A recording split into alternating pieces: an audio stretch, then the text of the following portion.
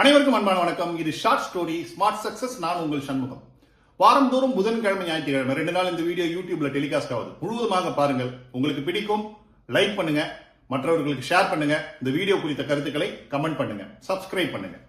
பொதுவாகவே school life, college life மறக்க முடியாத ஒரு லைஃப். அதுல நம்ம பண்ண குறும்புகள், சேட்டைகள் நிறைய இருக்கும்.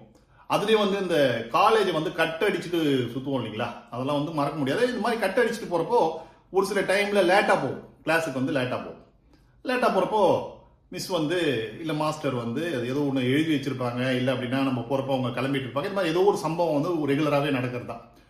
இது மாதிரி தான் ஒருத்தர் அவருடைய வாழ்க்கையில அவரு கட்டடிச்சாரா இல்ல என்ன பண்ணாருலாம் தெரியல. அவர் லேட்டா போனார். வகுப்பு முடிஞ்ச உடனே அவர் போயிருக்காரு. போனா கரும்பலகையில 2 கேள்வி இருக்கு. அவர் ஒரு புள்ளியியல் படிச்ச மாணவர். புள்ளியியல்னா ஸ்டாட்டிக்ஸ் படிச்ச ஒரு மாணவர். அந்த மாணவர் உள்ள போன உடனே கரும்பலகையில் இருந்த அந்த 2 விஷயத்தை பார்த்தாரு. கொஸ்டின்ஸ், கணித சம்பந்தமான கேள்விகள். அவருக்கு என்ன தோணுச்சுன்னா, இது ஏதோ ஒரு ஹோம்ஒர்க் கொடுத்துருக்காங்க, இந்த ஹோம்ஒர்க்கை கம்ப்ளீட் பண்ணும் அப்படின்னு சொல்லி முடிவு பண்ணி அந்த ஹோம்ஒர்க்கான கேள்விகளை எழுதிக்கிட்டாரு. எழுதிட்டு வீட்டுக்கு அந்த ஹோம்ஒர்க்கான பதிலை தேடுறாரு. தேடுறாரு. கிடைக்கவே இல்லை. நிறைய புத்தகங்களை ரெஃபர் பண்றாரு, நோட்ஸ் எல்லாம் எடுத்து பாக்குறாரு, லைப்ரரியில போய் சர்ச் பண்றாரு. கடைசியா ஒரு கன்க்ளூஷன் அதுக்கான விடைகளை அவர் கண்டுபிடிச்சிட்டு அந்த கேள்விகளை கேட்ட அந்த ஆசிரியர்கிட்ட அந்த விடைகளை எடுத்துட்டு போய் கொடுக்குறப்ப சொல்றாரு, நான் கொஞ்சம் லேட்டா வந்துட்டேன் அப்படின்னு சொல்லி சொல்றாரு. ஆசிரியருக்கு ஒன்றும் புரியல. கம்முன்னு அந்த விடைகளை வாங்கி வச்சுக்கிறார். இது நடந்து முடிஞ்சு ஒரு 2 நாள் கழிச்சு அந்த ஆசிரியர் அந்த மாணவரை பார்த்து பயங்கரமா சொல்றாரு, எம்ப்ரஸ் ஆகி சொல்றாரு, யாருமே தீர்க்க முடியாத கேள்வி, அந்த கேள்விக்கான பதிலை நீ கண்டுபிடிச்சிருக்க, அதுவும் கணிதத்துல. இது சான்ஸே கிடையாது, நீ எப்படி கண்டுபிடிச்ச அப்படின்ன உடனே அந்த மாணவர் சொல்றாரு, நான் அதை மாதிரிலாம் எதுவும் பண்ணலையே, நீங்க ஹோம்ஒர்க் கொடுத்துருந்தீங்க, நான் லேட்டா வந்தேன், அந்த போர்டில் இருந்த ஹோம்ஒர்க்கான பதிலை கண்டுபிடிக்கணும் அப்படின்னு சொல்லி அந்த பதிலை மட்டும் தான் நான் கண்டுபிடிச்சேன். இது யார் தீர்க்க மாட்டாங்கன்னு சொல்லிட்டுலாம் எனக்கு தெரியாது. இந்த கேள்வி என்னன்னு சொல்லிட்டு எனக்கு தெரியாது, பட் பதிலை கண்டுபிடிக்கணும்னு சொல்லிட்டு மட்டும் தான் யோசிச்சேன். இல்ல, நான் இந்த கேள்வியை எழுதி போடுறப்பே நான் மாணவர்கள் மத்தியில ஒரு விஷயத்த சொன்னேன்னு சொல்லிட்டு அந்த ஆசிரியர் சொல்றாரு. அந்த ஆசிரியர் சொன்ன விஷயம் என்ன அப்படின்னா, இந்த கேள்விக்கான பதில், இந்த கணிதத்திற்கான பதில் இதுவரைக்கும் யாருமே கண்டுபிடிக்கல. ரொம்ப ஒரு கடினமான ஒரு கேள்வி, இது கணித கேள்வி. இந்த கேள்வியை நீங்க கண்டுபிடிக்கவும் முடியாது அப்படின்னு சொல்லிட்டு நான் எழுதிட்டு போயிட்டேன். ஆனா நீ கண்டுபிடிச்சிருக்க, எப்படி கண்டுபிடிச்ச அப்படின்னோடனே அவர் சொன்னார் பாருங்க, அந்த மாணவர் சொன்னார் பாருங்க, அதான் ரொம்ப முக்கியமான ஒரு வார்த்தை. நீங்கள் முடியாது என்று சொன்னது எனக்கு தெரியாது.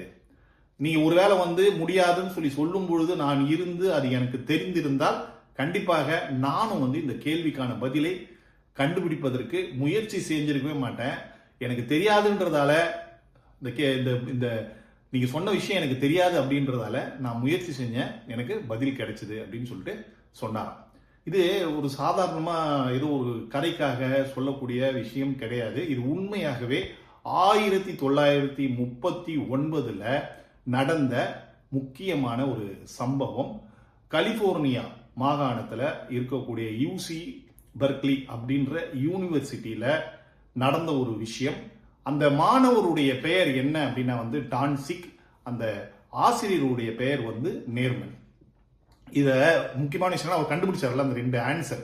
அந்த 2 ஆன்சரு ஒன்னு அவருடைய PhD படிப்புக்கு உதவியாக இருந்தது. இன்னொரு ஆன்சர் அவருக்கு அப்புறமா ஒரு மேத்தமேட்டிஷியனுக்கு மிகவும் உதவியாக இருந்தது. இதை நான் எதுக்காக சொல்றேன் அப்படின்னா, நம்மளுடைய லைஃப்ல நம்ம கூட நிறைய விஷயங்களை முயற்சி பண்ணுவோம். முயற்சி பண்ணும்பொழுது நமக்கு தோணக்கூடிய விஷயம், இவரு என்ன பண்ணாரு, இவர் இந்த மாதிரி பண்ணி அவருக்கு ரிசல்ட் கிடைக்கலையே, அவர் அதை மாதிரி பண்ணி அவருக்கு ரிசல்ட் கிடைக்கல, இவங்களுக்குலாம் ரிசல்ட் கிடைக்கல, நமக்கு மட்டும் எப்படி ரிசல்ட் கிடைக்கும் அப்படின்னு சொல்லிட்டு நினைச்சு நம்ம எல்லா விஷயங்களையுமே மற்றவர்களுடைய அபிப்பிராயங்கள் வச்சு, அவர்களுடைய வெற்றி தோல்விகளை வைத்து, அவர்கள் செஞ்சிருக்காங்களா செய்யலையான்னு சொல்லிட்டு ஒரு பார்வையை வச்சுதான் அந்த விஷயத்தை அணுகுறோம். அப்ப அப்படி அணுகும் பொழுது என்ன அப்படின்னா, மற்றவர்களுடைய அபிப்பிராயங்கள், வெற்றி தோல்வி அபிப்பிராயங்கள் நம்மளுடைய மனசுல பதிஞ்சு நம்மளால செய்யக்கூடிய விஷயமாக இருந்தால் கூட அதை நாம் செய்வது கிடையாது. அப்ப என்ன பண்ணணும் அப்படின்னா, உங்ககிட்ட எந்த ஒரு டாஸ்க் கொடுத்தாலும் சரி, உங்ககிட்ட எந்த ஒரு ஒர்க் வந்தாலும் சரி, நீங்க எந்த ஒரு விஷயத்துல ஈடுபட்டு இறங்கி ஒர்க் பண்ணீங்கனாலும் சரி, அந்த விஷயத்துல முழுவதுமாக நீங்கள் ஈடுபடுங்கள். அது ஈடுபடுறது எப்படி ஈடுபடணும் அப்படின்னா, எந்த விதமான கள்ளம் கபடமும் இல்லாத ஒரு குழந்தையுடைய மனது எப்படி இருக்குமோ அதே போல எந்த விதமான சிந்தனையும் இல்லாம அந்த விஷயத்த நீங்க அணுகுனீங்க அப்படின்னா ரொம்ப ஈஸியா அதுல நீங்க வெற்றி அடைய முடியும். இன்று பிறந்த குழந்தை போல அப்படின்னு சொல்லுவாங்க. இன்னைக்கு ஒரு குழந்தை பிறந்திருக்குன்னா அந்த குழந்தைக்கு எதுவுமே தெரியாது, கள்ளம் கபடம் இருக்காது, நல்லது கெட்டது தெரியாது, எதுவுமே தெரியாது. எந்த ஒரு விஷயமா இருந்தாலும் அது பண்ணணும்னு சொல்லிட்டு ஆசைப்படும். அது மாதிரி உங்க கையில கிடைக்கக்கூடிய எல்லா விஷயத்தையுமே நீங்க முழுவதுமாக சரியான முறையில அச்சீவ் பண்ணி செய்யணும் அப்படின்னா திறந்த மனதுடன் ஓப்பன் ஹார்ட்டோட அந்த விஷயத்தை அணுகுங்க. மற்றவர்களுடைய வெற்றி தோல்வி அபிப்பிராயங்களை உங்களுடைய செய்கைகளை நீங்க புரிஞ்சு பார்க்காதீங்க. அது உங்களுக்கு கண்டிப்பாக சரியான விளைவை தராது. மீண்டும் அடுத்த வீடியோவில் சந்திப்போம். நன்றி, வணக்கம்.